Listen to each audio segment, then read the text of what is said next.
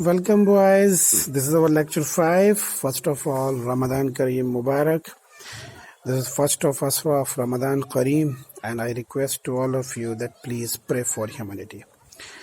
As we left in our lecture 4, that we will discuss in that lecture regarding equivalence relation and equivalence classes. Okay, so I just take a problem on equivalence relation a problem which will with the help of that we discuss the equivalence relation. For example, let R be a relation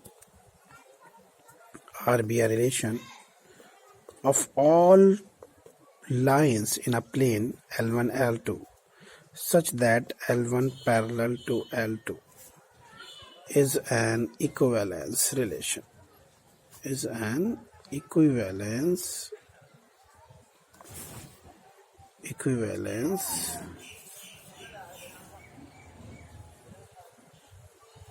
relation. So for that, going to prove that.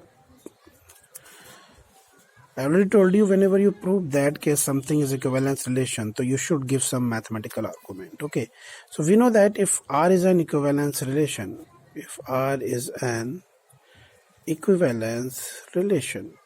then R must be 3-point reflexive plus symmetric plus transitive. If R is reflexive, symmetric and transitive, then simply R is an equivalence relation. Okay, now come on, reflexivity.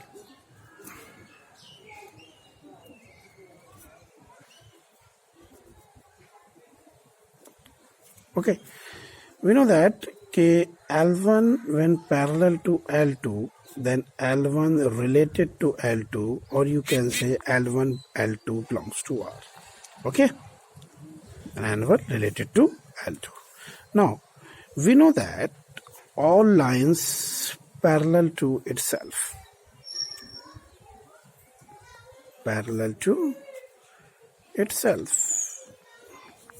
therefore you can say L1 always parallel to L1. It means what? It means simply L1 comma L1 also belongs to R.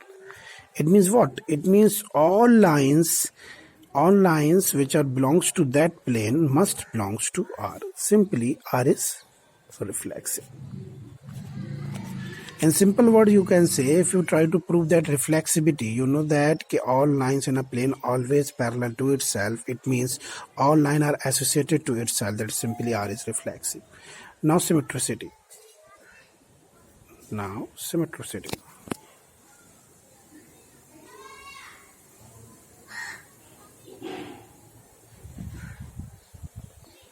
For symmetricity, we know that when L1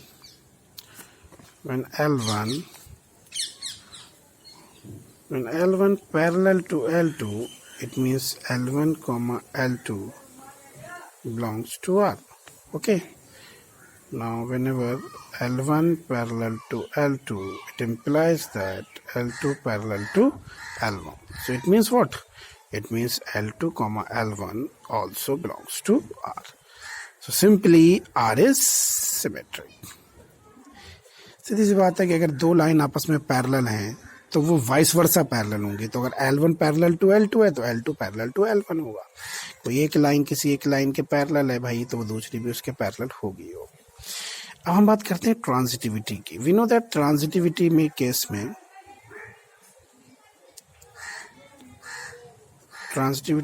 में हम जानते हैं pair of lines लेते हैं.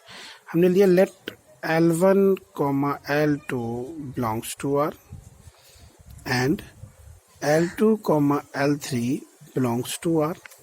It means what? Simply L1 parallel to L2 and L2 parallel to L3. इसका मतलब है L1 parallel to L2 and L2 parallel to L3. एक तीसरी लाइन आ गई. तो इसका क्या मतलब हो गया कि L1 के L3 की पैरेलल नहीं होगा. अगर तीन लाइन पैरेलल हैं तो भाई वो वाइस वर्सा पैरेलल होंगी. It simply says that L1 also parallel to L3. इसका सीधा मतलब हो गया कि L1 comma L3 belongs to R. It implies that R is transitive. तो R is transitive. Hence R is an equivalence relation.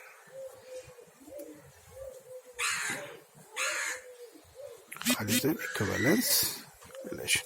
तो कभी भी आपको मैथमेटिकल आर्गुमेंट देना हो तो आप ऐसे देंगे जिसमें आपकी कोई भी आर्गुमेंट ऐसी ना हो जो फेल हो जाए, और आपको अगर फेल कराना तो आप काउंटर एग्जाम्पल देंगे। तो अभी मैं प्रूफ के सवाल करा रहा हूँ कि आपको इक्विवेलेंस रिलेशन प्रूफ कैसे करना है। इसी के लिए मैं एक और प्रॉब्लम लेके चलता हूँ। क्वेश्चन नंबर 2 ले लेता हूँ इसका। ये सारे सवाल आपको बुक्स में भी मिलेंगे। ये जो मैं क्वेश्चन नंबर 2 ले रहा हूँ तो आपकी एक्सरसाइज 1.1 का आई थिंक क्वेश्चन नंबर 8 या 9 या 10 होगा। मैंने कहा आपसे कि R is a relation defined on a set ए। ठीक है, R is a relation defined on a set A and which describe as all A comma B such that mod of A minus B is a multiple of 4. Is a multiple of 4. ठीक है जी। और R define on A. R define on A. और A क्या है? A is a set of natural number which is from 1 to 12, यानी कि R इस set पे डिफाइन है और वो इस तरीके से डिफाइन है कि उनका डिफरेंस का मॉडुलस वैल्यू हमेशा मल्टीपल ऑफ 4 हो। आपको शो करना है कि R इक्विवेलेंस रिलेशन है। आपको शो करना है, show that R is an equivalence relation. R is an equivalence relation and आपको क्लास इक्वेशन बतानी है। CL का मतलब होता है class equation. Class equation of 1 बतानी है। क्लास इक्वेशन ऑफ 1 में कौन कौन से एलिमेंट आएंगे। तो अब इसके बहाने मैं आपसे क्लास इक्वेशन भी डिस्कस कर लूंगा इसमें। ठीक है जी। सबसे पहले मैं प्रूफ करता हूं कि भाई कि ये रिलेशन आपका रिफ्लेक्सिव होगा या नहीं होगा। आप चाहें तो इस रिलेशन का इजीली पेयर भी बना सकते हैं। जैसे कि अगर मैं आपसे कहूँ कि mod of A minus B, तो इस सेट पे है 1 से 12, तो 1 से कौन सा एलिमेंट रिलेट करेगा? ऑब्वियस बात है 1 से 5 रिलेट करेगा, क्योंकि 1 और 5 का डिफरेंस 4 होगा, 4 का मल्टीपल ऑफ 4 है। और 1 से रिलेट 9 भी करेगा, क्योंकि 1 और 9 का डिफरेंस 8 होगा, 8 भी 4 ऑफ मल्टीपल ऑफ 4 है। और उसके अलावा कोई नहीं करेगा। ऑब्वियस बात है, अगर मैं आपसे पूछूं कि 1 का यहाँ पे मल्टीपल कौन कौन सा है, तो 1 का 1 है, 5 है और आपका 1 है, 5 है और आपका 9 है और कोई नहीं है। ऐसे अगर मैं आपका 2 का पूछूं तो 2 का 4 के साथ डिफरेंस तो 2 आएगा, 2 का मल्टीपल नहीं, 2 का 6 के साथ डिफरेंस 4 आएगा, तो 2 रिलेट करेगा 4 से, 2 रिलेट करेगा 10 से भी और किसी से नहीं करेगा, 2 से भी रिलेट करेगा। तो पहले हम ये देखें क्या सारे एलिमेंट अपने आप से रिलेट कर रहे हैं। तो आप देख लीजिए 1 का डिफरेंस 0 कर रहा है, 0 4 का मल्टीपल होता है। 2 का डिफरेंस 0 4 का मल्टीपल होता है। क्योंकि 0 हर नंबर का मल्टीपल है, इसलिए सारे के सारे एलिमेंट अपने आप से तो रिलेट कर रहे हैं। और जब सारे एलिमेंट अपने आप से रिलेट कर रहे हैं तो रिलेशन आइडेंटिटी रिलेशन को कंटेन करता है और ऐसा रिलेशन आपका रिफ्लेक्सिव होता है। तो हम रिफ्लेक्सिविटी प्रूफ करने के लिए क्या स्टेटमेंट क्या लिखेंगे? तो for reflexivity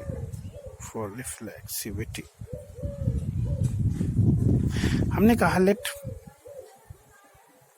for all A comma B belongs to a given set A, come here, mod of A minus B is a multiple of 4, so I can say 4m where m belonging to some integer choice। ठीक है जी, integer में कोई भी number होगा। then is A comma A belongs to R, check कर लेते हैं। it implies mod of A minus A, which is equal to simply 0, and 0 is what? 0 you can say write down 0 into 4, लिख सकते हैं। 4 is any multiple integer, तो it must belongs to R। इसका मतलब ये हो गया yes A comma A belongs to R। इसका मतलब हो गया R is reflexive। तो मैं आपको यहाँ पे क्या दिखाना चाह रहा था? मैं दिखाना चाह रहा था कि आपने A लिया। अब A का मतलब है कोई भी एलिमेंट डाल दीजिए आप सेट A का, उन दोनों का डिफरेंस लेंगे, 0 आएगा और 0 क्या है? 4 का मल्टीपल है, चूंकि 0 into 4 0 ही होता है, तो 4 का मल्टीपल हुआ 4 integer 0, so it must belongs to R। R is reflexive. Now symmetricity. अब आप बात करिए सिमेट्रिसिटी पे।